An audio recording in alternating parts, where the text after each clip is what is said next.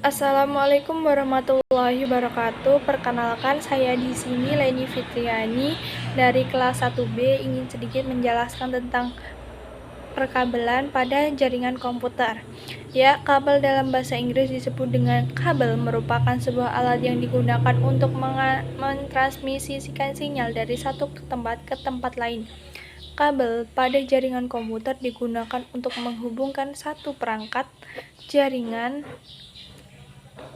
ke perangkat jaringan yang lain untuk keperluan komunikasi, berbagai resource dan lain sebagainya. Kemudian sejarah kabel sendiri ditemukan ketika manusia membutuhkan sebuah alat yang berguna untuk menghubungkan suatu perangkat dengan perangkat lain. Dan kemudian ditemukan pada awal 1400-an. Proses penemuan kabel ini tidak sama antara satu jenis kabel dengan kabel lainnya. Penemuan kabel tembaga membutuhkan proses yang paling lama dibandingkan kabel yang lain, sehingga akhirnya berhasil ditemukan sebuah telepon. Penemuan kabel koaksial dapat mengikuti penemuan kabel tembaga. Saat ini kabel koaksial telah disempurnakan kembali dengan penemuan kabel serat optik yang sangat tipis dan mampu mentransmisikan sinyal cahaya. Jenis-jenisnya ada kabel koaksial.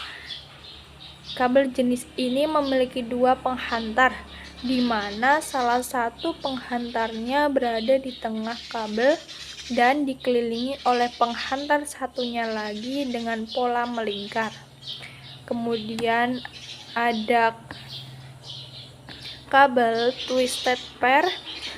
Kabel ini terdiri dari beberapa kabel yang saling berpasangan. Cara kerjanya adalah menghantarkan arus atau sinyal listrik dari sumber ke tujuan. Pada twisted pair network, komputer disusun membentuk suatu pola setar pada pengkabelan jaringan komputer. Setiap PC memiliki satu kabel twisted pair terhubung ke sentral HUB. Pada umumnya, twisted pair lebih handal dan reliable dibandingkan dengan synchrony.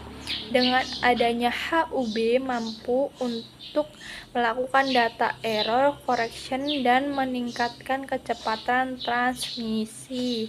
Kemudian ada UTP. UTP adalah kabel yang terdiri dari 4 pasang kabel yang mirip kabel telepon. Konektor yang paling sesuai dengan kabel UTP adalah RJ45 konektor.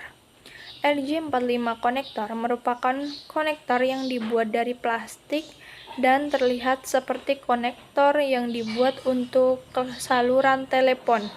Satu slot dibentuk untuk mengizinkan penyambungan dari satu sisi saja. Kualitas kabel UTP berbeda dari kualitas kabel saluran telepon sampai kabel yang memiliki kualitas kecepatan tinggi. Kemudian ada STP, adalah jenis kabel telepon yang digunakan dalam beberapa bisnis instalasi. Terdapat pembungkus tambahan untuk tiap pasangan kabel. Kabel STP juga digunakan untuk transmisi data. Digunakan pada jaringan Rocket Ring IBM. Membungkus dapat memberikan proteksi yang baik.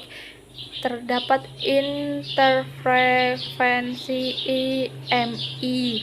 Kemudian ada kabel fiber optik. Berbeda dengan koaksial dan twisted pair yang menggunakan tembaga sebagai media penghantarnya, FO terbuat dari serat kaca yang sangat tipis sekali. Sinyal yang dikirimkan berupa cahaya yang dikirim dari sumber ke tujuan. FO lebih cepat dibandingkan dengan dua kabel sebelumnya. Salah satu kelemahan FO adalah gangguan noise yang sering terjadi apabila tertekuk walaupun hanya sedikit. Keuntungan dari tiap jenis kabel tembaga, keuntungannya harganya murah, menginstalasinya murah, mudah didapat, dan fleksibel, menggunakan satu medium untuk semua. Kabel koaksial, kapasitasnya bandwidth dan jangkauan transmisi yang lebih besar, mengirimkan informasi yang lebih cepat dan lebih murah dari serat optik. Kemudian ada kabel serat optik berukuran tipis dan berdiameter sehelai rambut manusia, dapat menetraliskan sinyal cahaya, kapasitas bandwidth dan kecepatan transmisi yang sangat besar, mencapai terabit, mudah untuk dibawa, serta tidak rentan terhadap gangguan frekuensi listrik. Kelemahannya di tiap kabel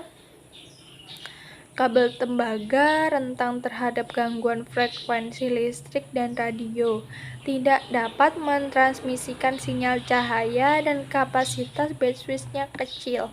Kemudian kabel koaksial sulit dalam menginstalasinya, sering mengakibatkan masalah dalam koneksi jika kedua ujungnya tidak di-ground dengan baik, dan lebih mahal jika dibandingkan dengan kabel tembaga. Kemudian ada kabel serat optik. Kelemahannya harganya yang mahal termasuk peralatan khusus untuk menyambungnya, serta konstruksinya yang lemah sehingga memerlukan lapisan penguat untuk proteksi. Kemudian ada manfaatnya.